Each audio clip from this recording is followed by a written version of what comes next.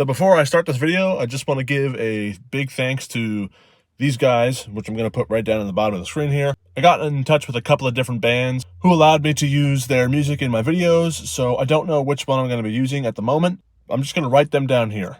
They're doing a really great thing by letting me use their stuff, because I really do not like putting just stock free background music in my material, because it's just not what I like. So please check these guys out and show them some support.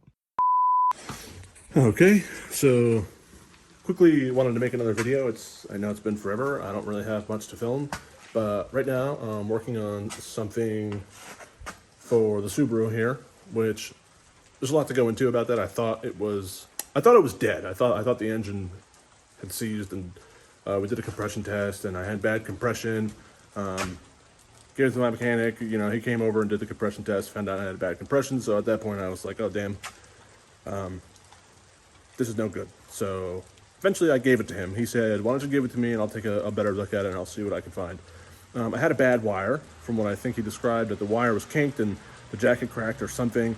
Somehow water got in and shorted out the coil for cylinder 3, and you know, ultimately I had a misfire, and it was idling rough and wasn't driving right. So anyway, let me show you what I'm doing right now.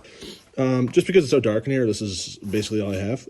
So what I'm doing now is this pipe here for the intake, and this right here, and I have a radiator shroud that goes right here, that I have just taken off. And basically what I'm doing is I'm stripping the paint on them, and I'm going to powder coat them with my setup that I've had for quite a while, but I haven't really done any powder coating yet because the oven is really small. I wanted to do all of these pipes here, and I tested this one here. Unfortunately, the oven is too small for it to fit, so I can't coat that, but I really wanted to coat something. So I'm taking these little decorative pieces off, and I'm going to coat this pipe right here that I had actually painted red a while ago to match these, but as you can see, it's quite a different color. It almost looks like this right here. Anyway, that's stripping, and the paint is bubbling up and coming off, and I'll show you that later once I get down there. I poured some stripper on here, and this is what it looked like. It had this textured red surface. So the stripper has done the majority of the job, but I want to try to keep it as smooth as possible, to let the powder lay as smooth as possible. So basically what happens is you brush on the stuff, and even before I could even get to the other end, when I started over here, it already started bubbling by the time I got over there. So it was very easy to scrape off. I just used this plastic scraper, and I just kind of went like this, and it was coming up. So ideally, for myself, this is good. I wasn't going to do the back because I'm almost certain that this is a powder coat, and when it sits in the car, it's going to sit on there like this. So you're not going to see the back. And I'm pretty sure that the powder coat that I'm going to get is heavy enough to where it's going to fill in whatever little texture might even be here. So I wasn't going to strip this just because it was just such a pain to get this side clean. But I'm just going to do it right. I mean, I'm already here, right? I spent all the time. So I'm just going to do that, and I'll show you exactly how fast this stuff works. And it's going to be kind of easy because some of the stripper got through these holes, and it's already starting to do its job right here. So let me grab the stripper, I'm going to lay it on, and I'll show you how it works. So this is what I use. Basically, you just kind of brush it on and let it sit for a little bit, and it's going to start bubbling up on the paint. So let me grab my brush. This is one I used yesterday, and it's pretty hard, actually. So let me see. Hold on a second. So the brush actually works fine. Once I added the stripper onto it, it just kind of softened itself up. So basically, I'm going to throw a ton on here, and you'll see that it'll disappear. And that's just because it's absorbing into the paint. And you can see that it starts to look a little sparkly, but that's just because the paint's going to start lifting any second now. And I'm just doing this. I did this 15 seconds ago.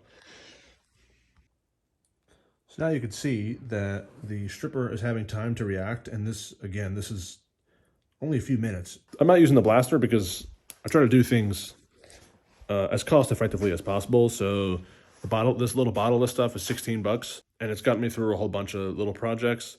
The blaster, I have to buy media, which is like 25 or 50 bucks, and I have to run the compressor, and then I have to use the light in there, and I have to turn on the vacuum so that all the dust comes out. So I wind up using a lot of energy and, you know, the material to blast the product. And sometimes just going in there with brand new product The blaster doesn't usually always get it off anyway. You have to do some sort of pre-treatment first. So I figured if I'm doing this stuff already, I might as well just try my best to get it off the way it is. And now that I'm all done, the part looks like this. I just have to degrease it before putting it through the oven. So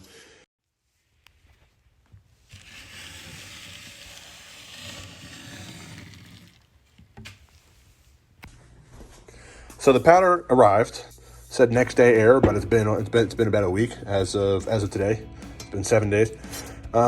So what I'm going to do here is just wipe these down with acetone. I know there's like a little tiny bit of powder on here. I'm not too concerned. And this is the back, so these little spots here, you're not even going to see, and it's powder, so it'll cure in the oven. Not to mention I burnt it with a torch just to make sure that it doesn't bubble or anything once I am coating it. But again, I'm going to pre-bake it because these parts do sit under the hood and they might have some sort of oil on them. Like I know when I took this off, this was all black from dirt and stuff, and you never know if the pores of the metal had absorbed any of that. You pre-bake to basically get that out, so that when you powder coat, it doesn't come out into your coating. So I'm going to wipe these down and I'm going to throw them in the oven, 400 degrees for like, I don't know, 15 or 20 minutes, something like that. They're small, thin parts, so they shouldn't take that long to heat up.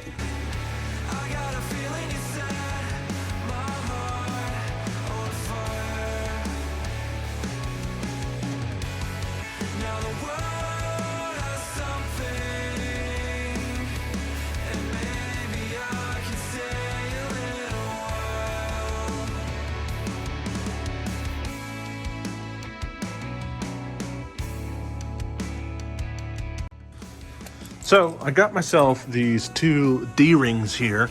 Normally I would hang on a cable.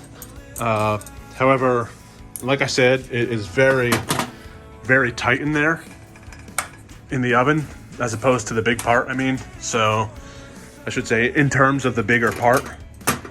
So these are going to give me a little bit more room to mess around with. Once I have a cable, then I have to deal with one side being too low, one side being too high, and I got to mess around with it. So I'm just going to set this up. And I'm going to basically put it through this hole and this hole. And it's about as big as it could possibly be for the oven. So pre-bake and pull it out. And I'm gonna paint this one first just because it's the biggest. And it's probably gonna be the biggest pain to deal with. But I think everything should just fit in here. Maybe I'm wrong. I don't know. No way. This is like right on the burner, like right on the heating element, so I'm not going to put that there. I might have to do double pre-baking, unless I can put this rack down here and still have enough room for this to hang. I don't know, we'll see. So let me do that.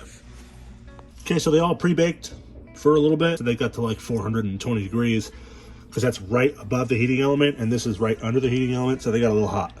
So when I bake this, I'll raise this up a rack. Okay, so I ran into an issue. This piece does not fit in that booth because it's not even a booth, but just the way I have it set up, it's just not going to work because I have to hang this caddy corner. So obviously, you can see here I have it on some chairs. I have it grounded, and the gun's all set up and everything. I just have to figure out how to get it around here so I can paint. But I'm going to do that and put it in the oven, and I'll show you guys when I'm done. I think I got it pretty good all around.